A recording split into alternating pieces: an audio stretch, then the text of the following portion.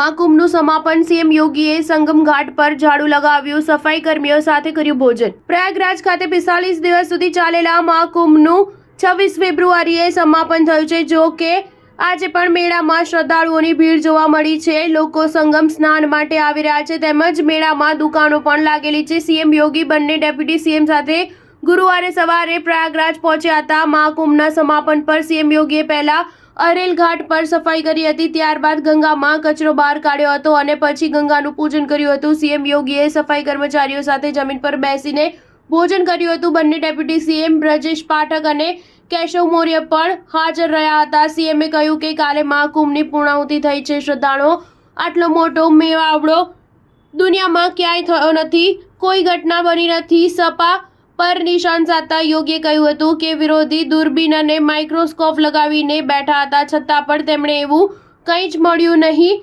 દુષ્પ્રચારનો કોઈ તક તેમણે નથી છોડ્યો।